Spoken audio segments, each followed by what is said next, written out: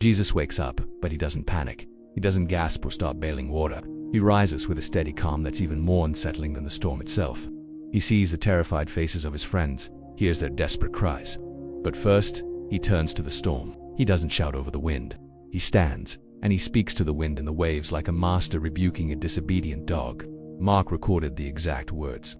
One sharp, authoritative sentence. Quiet. Be still. The Greek is even more abrupt. Siopa pephamoso. Be silent. Be muzzled. It's a command, not a suggestion. It's the same kind of authoritative order used for casting out a demon. And then, the impossible happens. Instantly. Not gradually.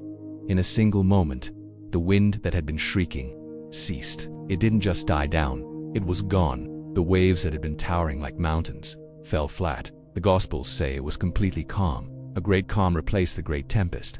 Can you imagine the sensory whiplash? 1 second. It's a deafening, violent chaos.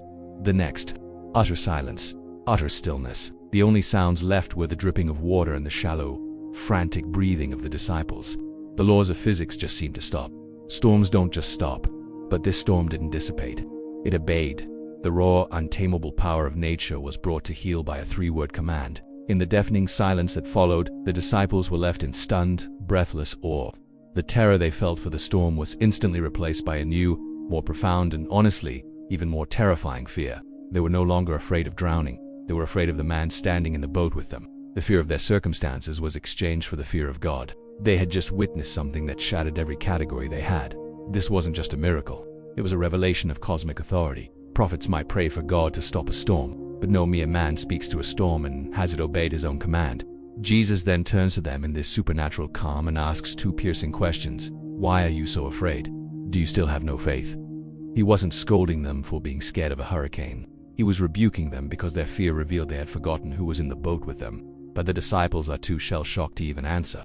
They just look at one another, their faces pale, and whisper the question that changes everything. It's no longer, don't you care? Now it's a question of pure, terrifying awe. Who is this? Even the wind and the waves obey him. They thought they were in a boat with a teacher. They just realized they were in the presence of the Creator. That question just hangs in the air. Who is this? They had followed him, listened to him, seen him heal people. They called him teacher, master, Lord. But in this moment, all those titles felt totally inadequate. What they just saw didn't fit in the box of prophet or rabbi. And for these men, their own Jewish faith gave them only one possible answer. The Old Testament is crystal clear about who has power over the chaotic seas. God alone. The book of Job asks, who else but God treads on the waves of the sea? Psalm 89 declares, you rule the raging of the sea. When its waves arise, you still them. Psalm 107 tells the story of God who stilled the storm to a whisper.